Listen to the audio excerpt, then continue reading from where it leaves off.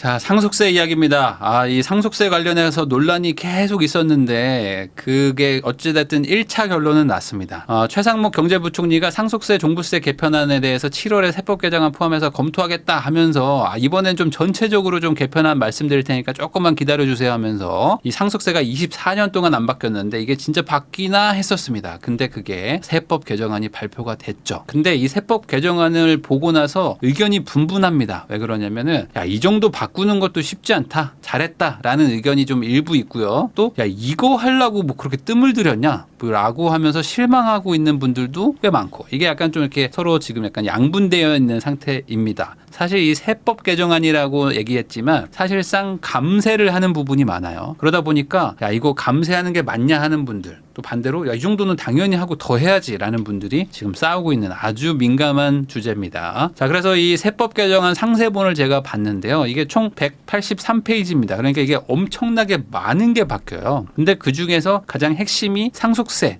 증여 관련된 거였을 뿐이지 사실 그거보다 국가 경제에 훨씬 더 큰 영향을 주는 것들도 엄청나게 많더라. 근데 어쨌든 우리 채널은 재테크고 그리고 이제 또 부동산 관련된 채널이니까 상속세에 대해서 제일 관심들이 많으셨을 겁니다. 그래서 상속세를 먼저 살펴보면요. 우선은 증여세랑 상속세는 같이 가는 게 있어요. 이 세율이 같이 갑니다. 그래서 이 최고 세율이 바뀝니다. 그래서 지금까지는 1억 원 이하를 줄 때는 10%의 세금을 냅니다. 거기다 이제 성인인 경우에는 5천만 원을 또 10년간 공제해 주는 게 있기 때문에 1억 5천을 주죠. 보통 1억 5천을 주면은 세금 10% 해가지고 여기서 일부 까고 하면은 한 900만 원, 1000만 원 정도 내는 게 기존의 세금이었어요. 근데 이게 이제 바뀐 거죠. 그래서 이제 2억 원 이하까지는 10%다. 그러니까 2억 5천을 주면은 세금이 한 1,800 정도 나오겠네요. 그러니까 2억 5천 정도 줘도 세금이 10%라면은 줄만 하죠. 이 정도라면은. 그래서 이렇게 주는 사람들도 좀 늘어날 것 같긴 합니다. 자, 그리고 이제 10억 원 초과가 바뀌었습니다. 그래서 10억 원 초과가 40%로 그냥 일괄 통일이 됐습니다. 이 30억이 넘어가면은 세금을 50%로 10% 추가 할증을 했었는데 이게 없어진 거죠. 그러니까 이제 세금을 내는 사람들 입장에서는 한 100억 정도 있다. 그러면은 세금이 그래도 한 4, 5억 정도 왔다 갔다 하는 거죠. 그러다 보니까 요 최고 세율 10% 감면에다가 최저세액을 공제 확대하다 보니까 요게 또 누진세니까 2억까지 감면되는 부분을 또 합쳐보면은 조금 더 빠집니다. 조금 더 빠지니까 완화가 된 건 된 거죠. 그렇지만 완화가 엄청나게 됐다고 보기는 좀 어렵다. 그래도 안 한 거보단 낫지만 이게 24년 지난 물가를 반영했냐? 그렇게 해서 보면은 전혀 아닌 그런 상태라고 보시면 됩니다. 그리고 이제 공제 금액을 좀 확대했어요. 근데 여기서 좀 차이가 있습니다. 뭐냐면 상속세 자녀 공제 금액인데 한마디로 자녀가 많으면 세금을 아예 부과하는 구간 자체를 공제해버리겠다. 깎아주겠다는 겁니다. 그러니까 아예 너는 세금 부과하는 부분에서 아예 제외시켜버리겠다. 근데 이 자녀 공제가 원래 5천만 원이었어요. 그러다 보니까 5천만 원 공제해서 이거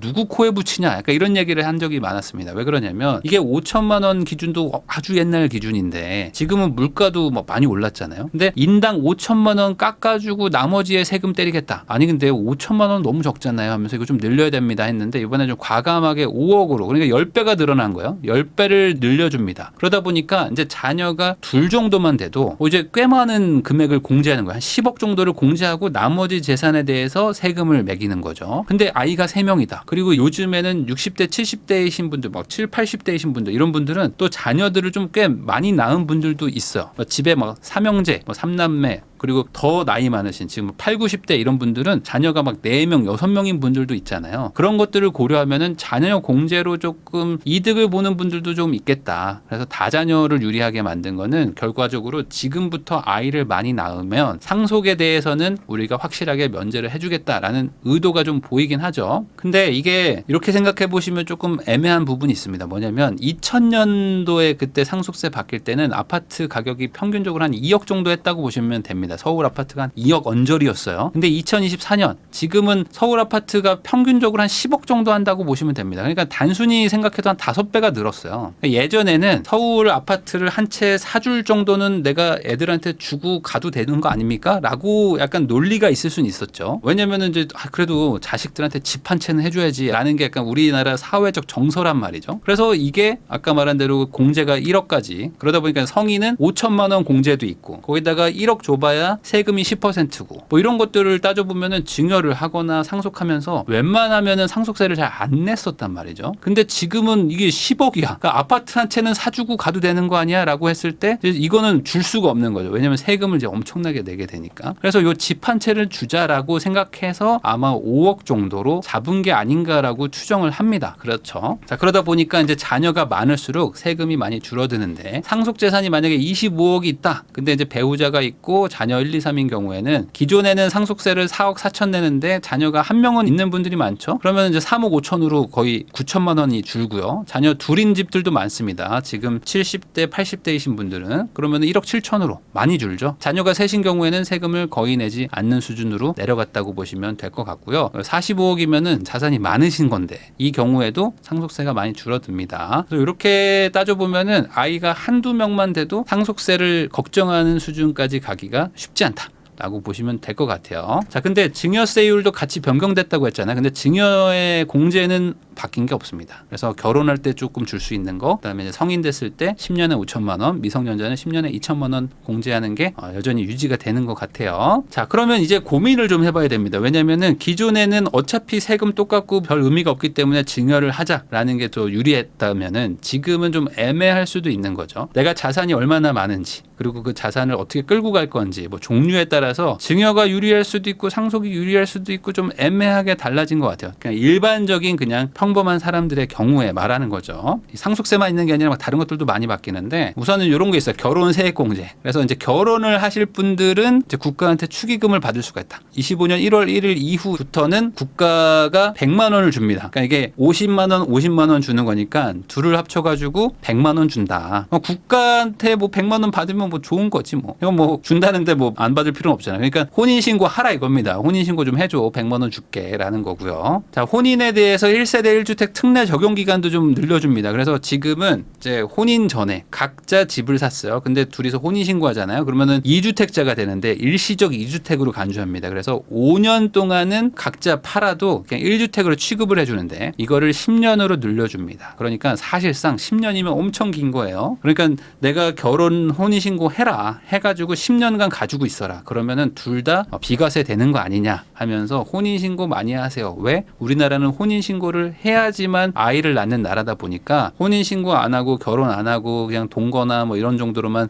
연애만 하지 마시고 결혼 좀 하세요라는 취지가 있다고 보시면 될 것 같습니다. 자, 이런 것도 있어요. 상생임대주택 양도소득세 과세특례 적용기한을 연장해준다. 그래서 이것 때문에 지금 실거주 2년 안 하신 분들인데 이제 그 규제 지역에 집 가지고 있는 분들이 있어요. 뭐 강남구에 갭 투자를 했는데 여기에 실거주를 해야지만 이게 양도세 비과세나 뭐 일부 감면을 받는 게 있거든요. 근데 요거를 못하면 어떡하지? 막 하면서 고민하셨던 분들 이제 안 내보내도 되는 거죠. 왜 플러스로 2년 더 살게 해주면서 상생임대인으로 이제 하게 되면은 사실상 실거주를 한 걸로 취급을 해줍니다. 그러니까 요즘에 지금 전세가 지금 문제가 많잖아요. 그리고 특히 이제 강남이나 뭐 용산 이런 데들은 또 이제 선호도가 높은 동네다 보니까 여기에 실거주를 하려고들 막 들어가면서 사람들 막 내보내는 분들이 있었어요. 아니 나도 실거주 해야 돼서 어쩔 수 없어요 하면서 막 들어가는 분들. 근데 그런 분들을 좀 막기 위해서 상생임대주택을 좀 2년 더 연장을 해주는 게 있습니다. 자, 거기다가 이제 양도소득세 2월 과세 적용 대상 자산 확대 해가지고 요거는 안 좋아진 거죠. 뭐냐면 요즘에 미국 주식으로 돈 번 분들 많죠. 특히 이제 엔비디아랑 뭐 이런 것들도 사가지고 돈 많이 벌었다. 나 마이크로소프트로 몇 천만 원, 몇 억 먹었잖아 하시는 분들 요즘 있거든요. 그런 분들이 어떻게 했냐? 뭐 꼼수라고 보긴 뭐한데 배우자한테 10년에 6억씩 줄 수 있죠. 10년에 6억씩 줄 수 있는데 요걸로 해가지고 내가 미국 주식 산 거를 배우자한테 넘기면 배우자한테 증여로 간 거죠. 그러니까 배우자는 6억에 인수한 거기 때문에 그대로 팔아버리면 양도세가 0%. 그래가지고 이제 미국 주식 하시는 분들이 양도세를 22% 막 내느니 증여해가지고 세금 안 내겠다 하시는 분들이 있었는데 요거 잡아내겠다. 그래서 내년 1월 1일부터 증여받으면은 내라라는 거라고 보시면 될 것 같아요. 그럼 어떻게 해야 됩니까? 1년 이내 증여를 받으면은 안 된다라는 거니까 받아가지고 또 1년 이상 보유를 하면 되는 거죠. 그러니까 미리 줘라. 뭐 이렇게 해석을 하실 수도 있고요. 자, 가상자산 과세 유예가 있습니다. 그래서 당분간 코인은 세금 세금이 없다라고 보셔도 뭐 될 것 같아요. 27년 1월 1일부로 뭐 하겠다라는 거니까 앞으로도 한 3년 정도 가까이 시간이 좀 남아 있으니까 그 사이에 뭐 코인 투자하세요 뭐 이런 얘기로 볼 수도 있겠죠. 정확하게는 아직 코인에 대해서 과세하는 방법에 대해 약간 좀 이견이 많기 때문에 그런 것 같습니다. 자, 기업의 출산지원금 비과세 해가지고 최근에 부영그룹에서 아이를 낳으면은 뭐 1억을 줍니다 했는데 이거를 줄래니까 세금을 떼어야 돼서 아니 내가 우리 직원들한테 출산 지원금 주는데 왜 세금 떼가냐 하면서 좀 논란이 되기도 했습니다. 그래서 그런 것들에 대해서 전액 비과세를 하겠다. 그러니까 이제 회사들이 출산 지원금 많이 주세요라는 겁니다. 그러니까 어떻게든 출산에 좀 도움이 되게 합시다 이런 거고요. 자녀 세액 공제도 있습니다. 그래서 지금 부양 가족이 있으면은 공제를 해주거든요. 이것도 조금 뭐 늘려줬습니다. 근데 뭐 거의 의미는 없죠. 청년 도약 계좌 관련해 가지고 5년 동안 유지해야 되는데 3년으로 바뀌기도 했습니다. 그러니까 3년에 1억 모으자 이렇게 하면 왠지 좀 말이 되는데 5년에 1억 5천 모으세요 하면은 이거 어떻게 해 하면서 좀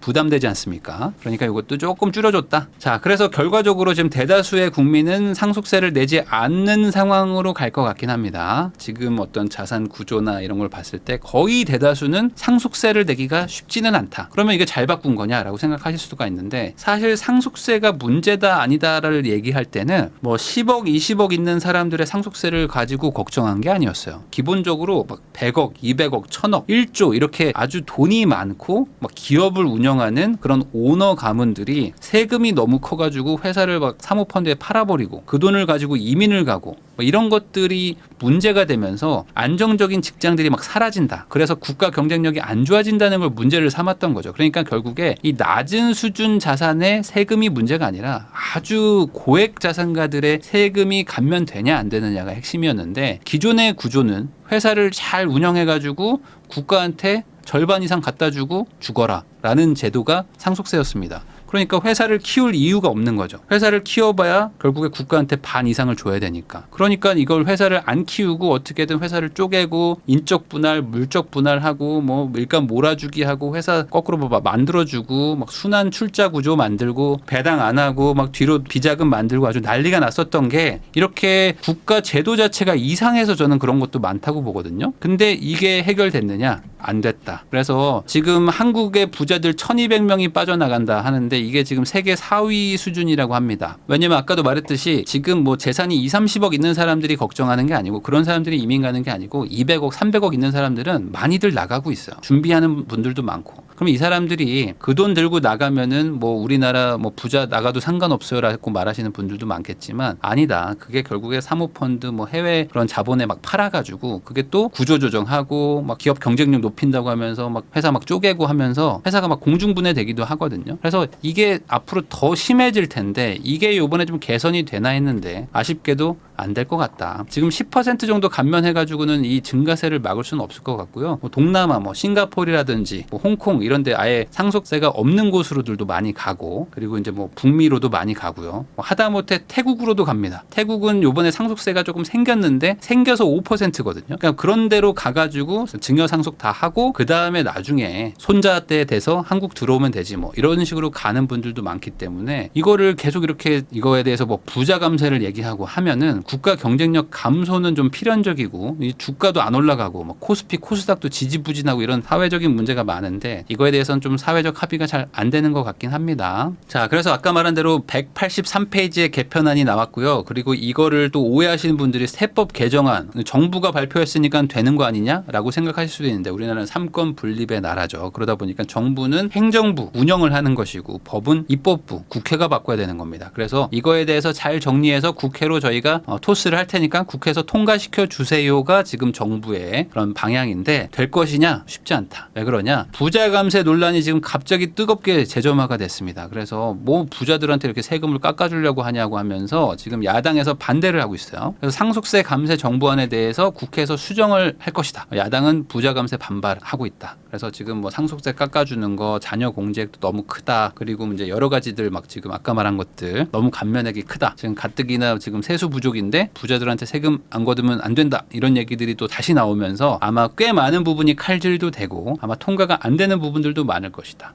근데 또 오늘 또 대통령이 이런 얘기를 했어요. 금투세 폐지해야 된다. 시대상 반영 못 해가지고 뭐 이런 상속세 문제 같은 걸 조정합시다 했는데 이걸 합의를 하고 말한 건지 모르겠어요. 그냥 지르면은 여기서 들어주는 상황은 아니잖아요. 근데 이쪽은 반대하고 있는데 이거 뭐 문제 많으니까 바꿉시다 하면은 과연 이게 바뀌는 건가? 이거 안 바뀌거든요. 이 상태로 가면은 국회 합의가 가뜩이나 쉽지 않은데 이렇게 질러버리면은 나 같으면 더 안 해줄 것 같기도 한데 그래서 참 이게 어떻게 될지 모르겠습니다. 어찌됐든 이제 앞으로 정부와 이제 국회 야당 여당이 막 회의를 거쳐가지고 어떻게 조정안이 나오긴 나올 겁니다. 일부라도 조금은 반영은 하지 않을까. 왜냐면 이게 워낙 이슈가 됐어가지고 바꿔주긴 하는데 지금 정부 안에서 일부 후퇴하는 정도로 가지 않을까 싶습니다.